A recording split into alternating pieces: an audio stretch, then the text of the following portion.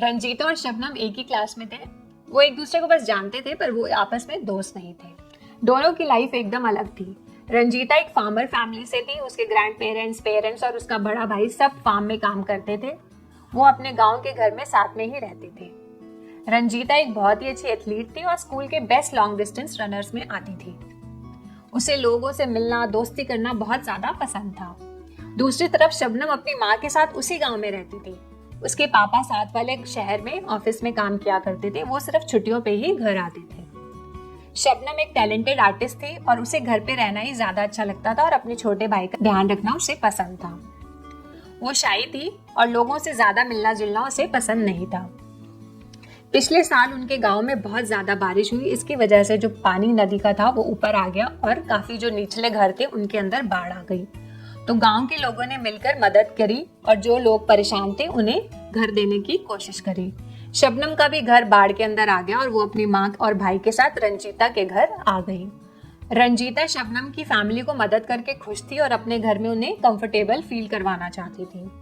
जब बाढ़ का पानी कम हुआ तो रंजीता की माँ और दादी ने शबनम की माँ को उनका घर वापस सेट करने में मदद की। दोनों फैमिलीज एकदम क्लोज हो गई। रंजीता और शबनम भी बहुत अच्छी दोस्त बन गई।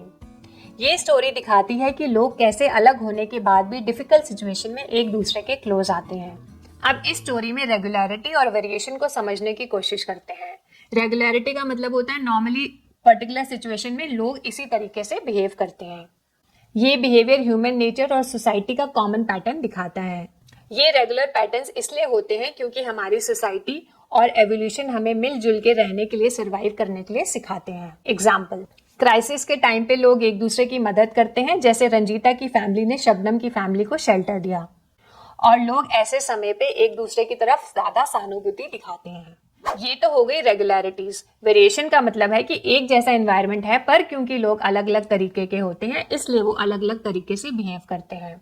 क्योंकि हर एक इंडिविजुअल अलग होता है और उसके एक्सपीरियंसेस अलग होते हैं।